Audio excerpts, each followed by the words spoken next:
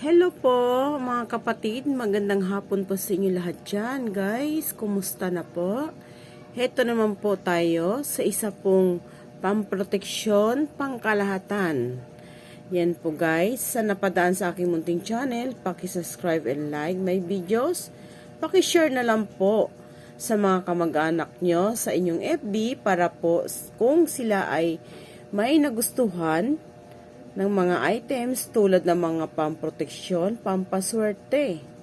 Yan po guys, para alam nila kung ano dapat ang kanila pong bibilin. Yan po, maraming salamat po sa lahat. Ito po ay isa pong uri ng dignum.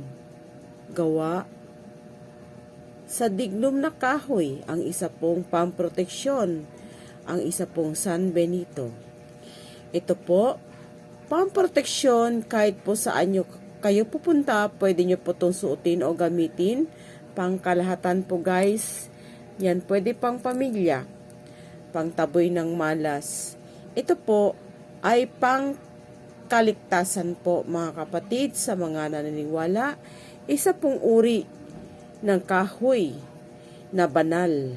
Galing po sa Kalbaryo or Mount Banahaw. Kung ating pong malalaman, ang Mount Banahaw po ay isa din pong napaka milagroso or isa po itong banal na bundok. Galing po ito doon at ito ay binasbasan.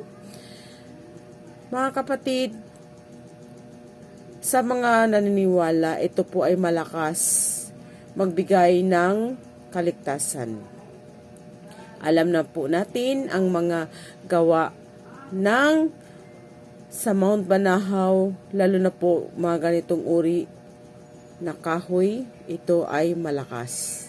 Yan po, kung sino man po ang nais po, pwede nyo po ako i-chat sa Messenger, Mary Jane Alberto, at ito po ay malakas po sa ating pang-araw-araw gamitin.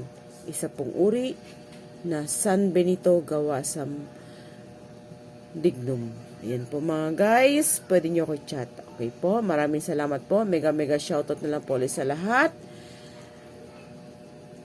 Kung nasaman po kayo ngayon, palagi po mag-ingat at magdasal para ingatan po tayo ng poong may kapal. Ayan po guys, PM na lang po. Mary Jane Alberto po. God bless all.